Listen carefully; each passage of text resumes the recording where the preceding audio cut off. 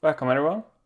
This is a follow-up video regarding my circuit, which is a 24-bit 8-channel AD converter, and I already introduced you this circuit in a previous video not so long ago, but I discovered that there are a few mistakes in the board, as well as I ordered a bit too large stencil.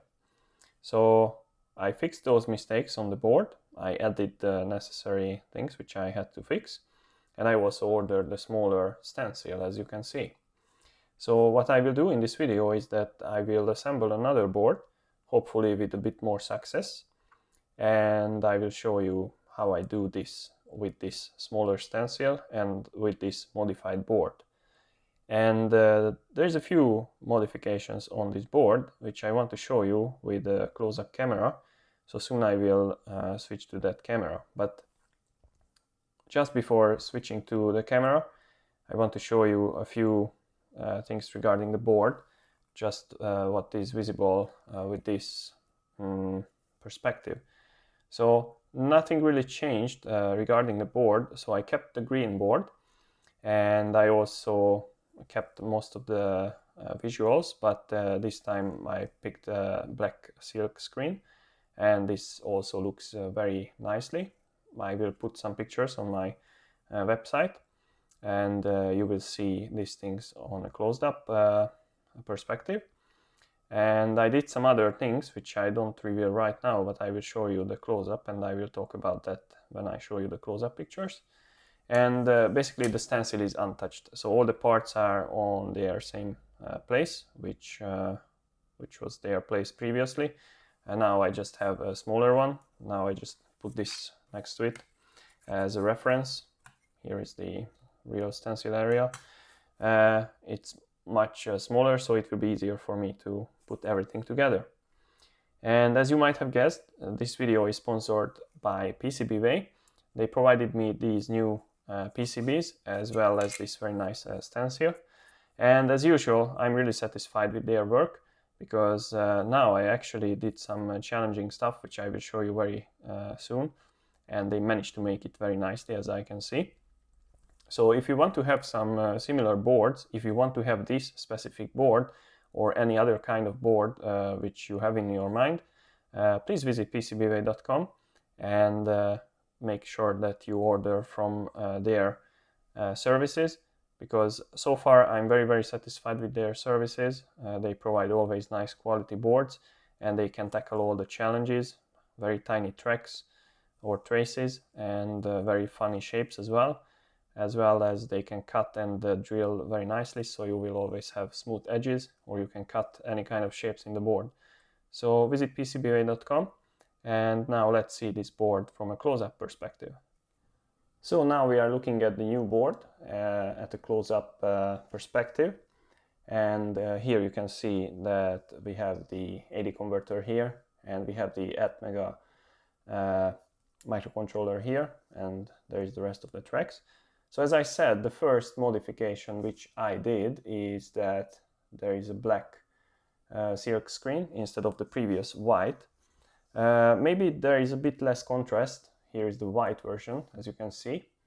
But on the other hand, it's just the same for me, so it's totally fine. I think this also does the job for me. I can identify the letters very nicely, so it's not a problem. And it looks a bit more, I don't know, cool, because the writing or the text is a bit more hidden. I mean, as you can see here, the white letters look like as some extra components, but here you cannot see those black letters that clearly, which means that all the focus is on the components and the board more. And then another new thing which I did is, as you can see, I think especially you can see it around this area, that the tracks or traces are rounded. So if I put the same area inside the view, which is here, so here you can see, or especially here you can see that the corners are really sharp. But if you go here, you can see that it is more rounded. I used the feature from KiCad, and that made it possible to have these rounded traces. I think it looks cool, so I applied it. And also, as you can see, the area around the vias or the tabs look like a little bit like droplets, and that is also a feature from KiCad, which I tried. So we will see if the board still works, but I'm quite confident that it will work. So what I did as a change is here. Previously I made a typo, and which is here, and that typo was that previously I wrote 20 kSPS, as you can see, which is wrong, because the ADS1256 is 30 kSPS. So there you go, I changed that. And then there was another mistake right here. Now we have the via there, as you can see, this guy here. So the ground goes to the via, and of course then it goes to the wall back panel here. But previously that was not the case. So I just put this tab here for the probes, but I forgot to put the via there. So actually the ground went up here, and then it just ended here. So the rest of the circuit was not really in contact with the ground, which was coming from the USB connection here. And that's of course bad.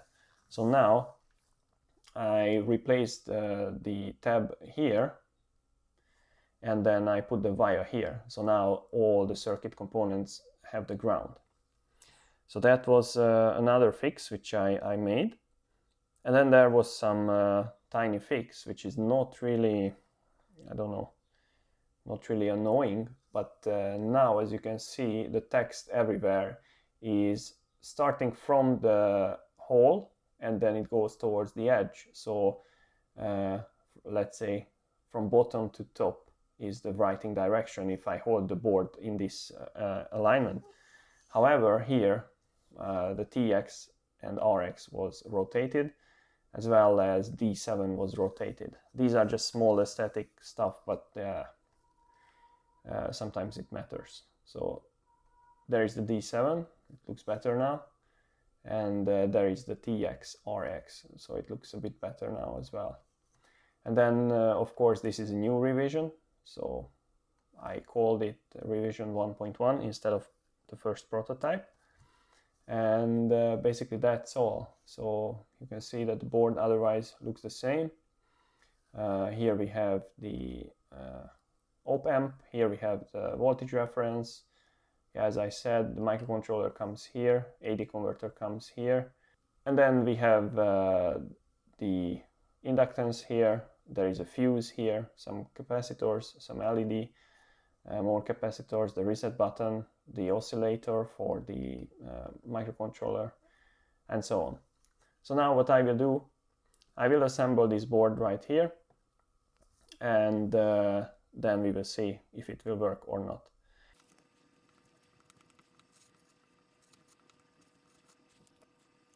So now, as you can see, I applied the paste more or less successfully. So you can see that all the tabs for the pins of the components are covered nicely with the solder paste. So hopefully this will be sufficient for successful soldering. So now I will place the components to their place. So there will be a bit faster video section here. And after that, when all the components are placed to their place, I will solder it. So we will see. So let's start picking and placing the components.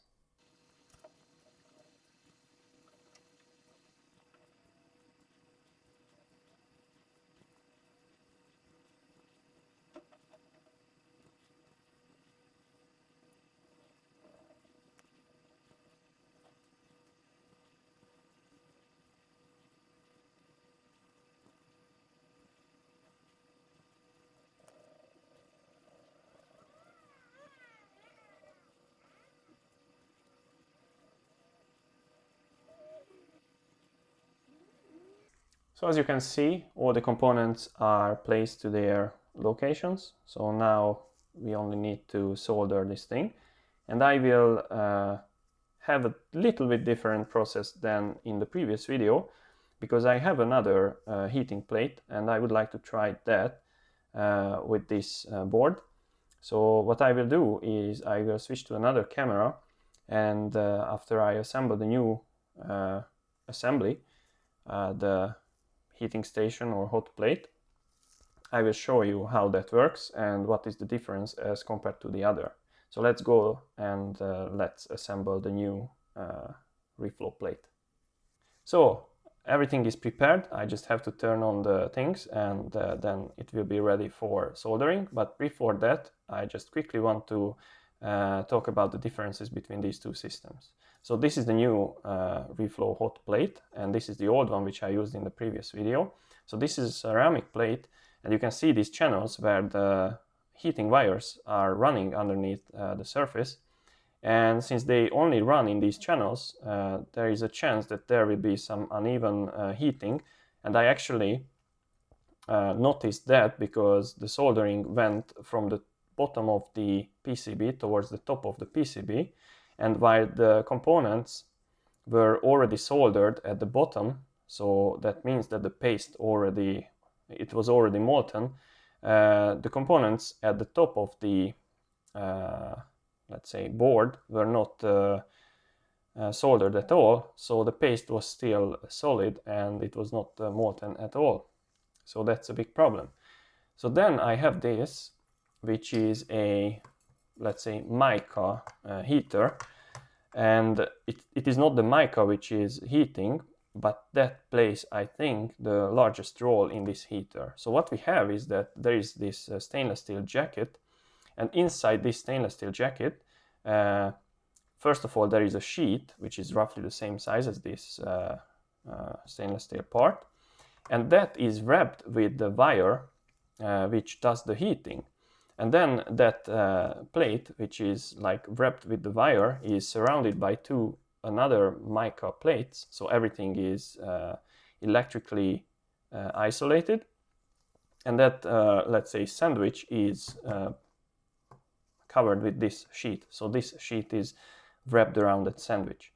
But the problem with this thing, I have already tested this just to heat it up and cool it down, is since stainless steel is quite prone to thermal expansion, it has quite high coefficient of thermal expansion, and this is like a enclosed package.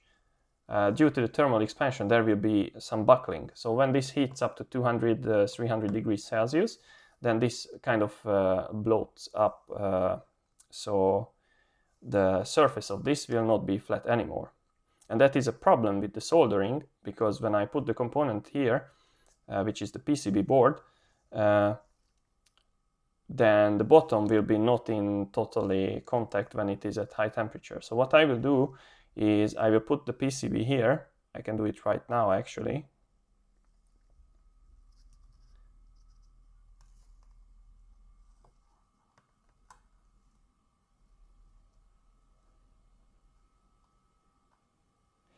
And when I made sure that this is like appropriately centered, I will put some Kapton tapes at the corners just to hold them down. And in the future iteration, I will create some kind of clips which are long enough so they can reach into smaller boards, and I can just clip them to the surface, so they will be always in contact, because this is quite flexible in a sense that if I have a strong enough clip, I can hold it against the surface. But I think this will be sufficient. So I will just use a few pieces of Kapton tape, and after I fixed it, then I show you and explain you what I did. So now everything is prepared, and as you can see, all four corners are fixed with the Kapton tape. I believe that they will move when I heat this thing up, so they will not withstand the high temperature. And also I added the thermometer here. I added the tape and some kind of clip just to keep it at the surface of the heater. So I start up the circuit, and then I will switch to another camera which shows the soldering process in a close-up part. So first I just want to check if the circuit works. So let's start it. So as you can see, the circuit works, but I need to readjust the curve a little bit, because this solder paste has a bit different heating curve as compared to the curve which I pre-programmed in this circuit. So I will have to look up the numbers and see what should be the certain phases in terms of time and temperature. So I quickly reprogrammed the phases. So in 30 seconds we should reach 100 degrees Celsius, and then in 2 minutes we go up to 150, and then in 2.5 minutes we go up to 183 degrees Celsius, and then after 2010 seconds we go up to 235 degrees Celsius, which should result in soldering.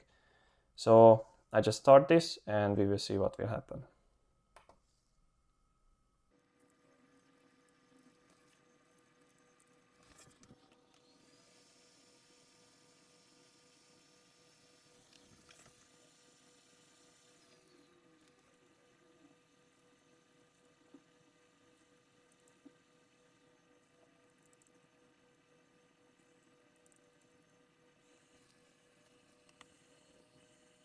So the soldering almost went well, and as I expected, there was a small issue because of the swelling mica heater.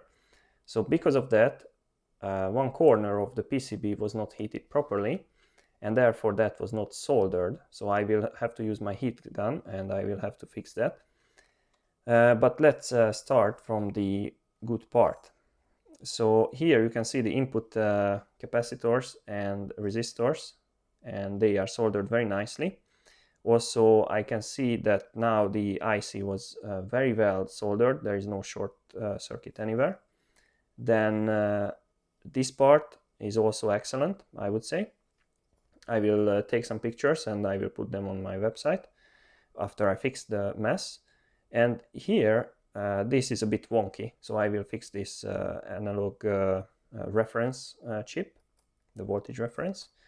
And then if I go further, here you can see that the ATmega microcontroller was soldered very nicely as well. Also, most of these components are nice, oscillator, the capacitors, and these components here. However, the button was not soldered properly, and this corner suffered a little bit, so I have to fix this, as well as the USB port, because unfortunately this was the corner which lifted off from the surface of the heating board. So I will fix that with the heating gun, and then I will take some pictures of this circuit, as well as I will test the circuit. So let me fix these issues and then I show you the fixed board after that. So let's check all the connections one by one, and here I start from the bottom left corner of the board.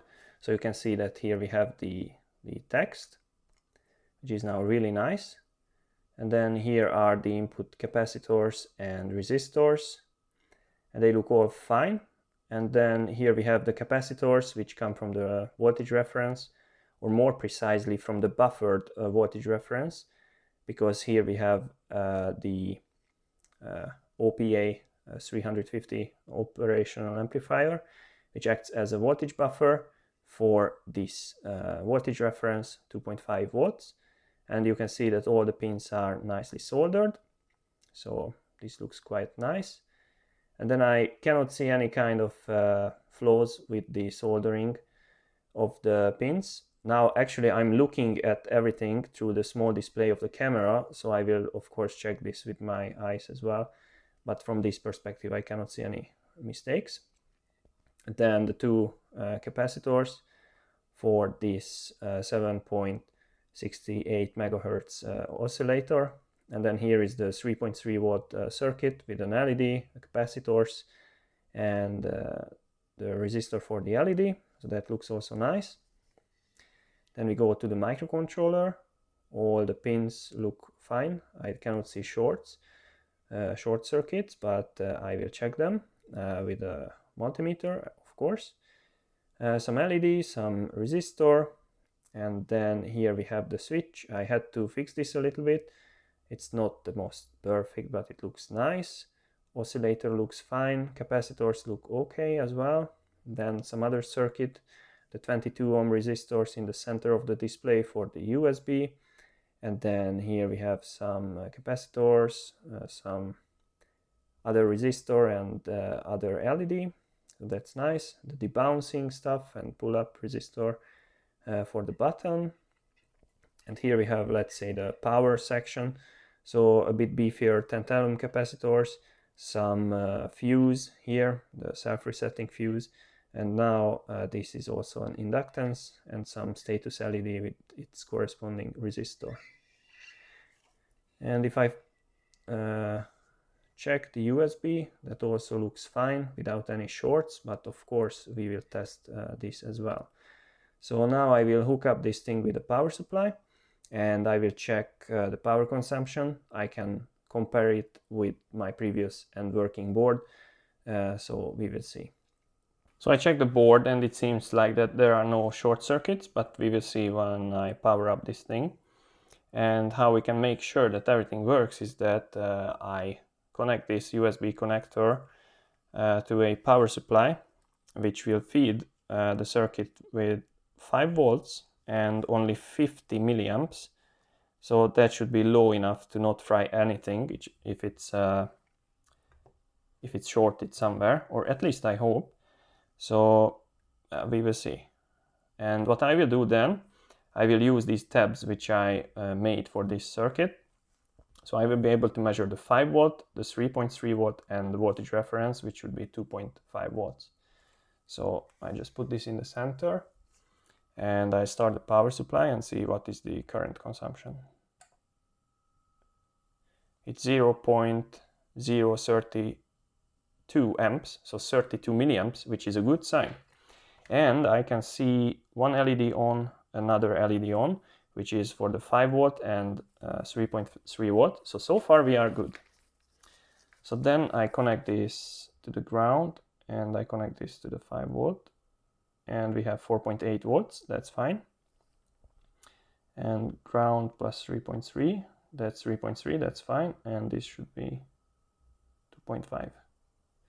So our reference works. The 3.3 volt voltage regulator works and 5 volt is the input voltage. So far so good. I can try one thing. I reset the circuit by pressing this and I see if I see some change in the current consumption. And I did see, so possibly that this thing works. So I go to my computer and check this and then I come back here and report the results. So here is the circuit and I can report happily that this thing works. At least the microcontroller part works because I plugged it in my computer. I heard the regular USB device connected sound and then I checked my device manager and it showed up as an ATmega32U4 microcontroller. See the screenshot there. And this is a good sign because then this part, the microcontroller part of this circuit works as it should work. And then I believe that if I manage to solder this properly, then the AD converter part should work as well. And this is very nice because now I can test my code and I will be able to see if this works or not. So now there are two things which I want to say or mention. First of all, I will sell these boards. So there will be two ways you can buy these boards. If you want to build it yourself, I will publish everything which you need to build this board. But maybe during this chip shortage, it's not a good idea because especially the microcontroller is a bit tricky to get. But if you want to build the board, you should use my sponsor's services, PCBWay's services. Based on the link which I will provide in the description of the video or on my website, you will end up in their website and you can ask them to make this board for you. And as you can see, they make gorgeous boards, so I can only recommend their services. And it's fast, cheap and reliable, and that's what all we need. So that's plan A. But I also built the board, as you can see it here, plus you will see the jumper headers here, here, here, and there will be a special connection, 2x8 connection here, which I built, and I will also sell the properly assembled and tested boards. And the catch here is that they might take some time because some parts is a bit tricky to get, and their price could be a bit volatile. But if you are interested, just drop me an email and we can discuss about the price and the time estimate. But I first of all recommend PCBWay's services, and then you can build it yourself because it's not too difficult. If I could make it, then probably most of the people can make it with some patience.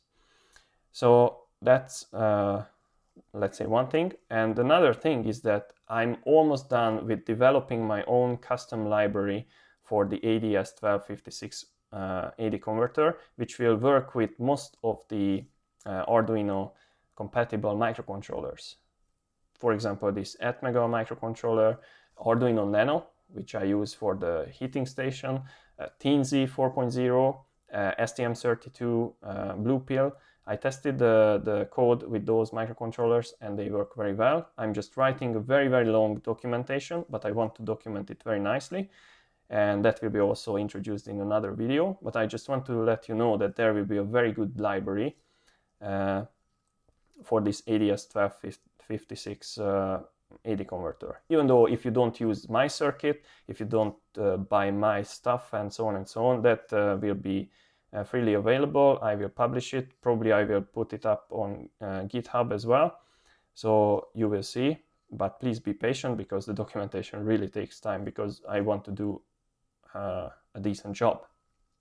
So basically that's all. Please stay tuned because I think the next part where I will guide you through the circuit with the documented library will be very exciting and very interesting. So until that, I hope that this video was useful to you. I hope you learned something. Please don't forget to visit my website and PCBWay's website to get some extra information and extra ideas. So I hope you learned something and see you in the next video.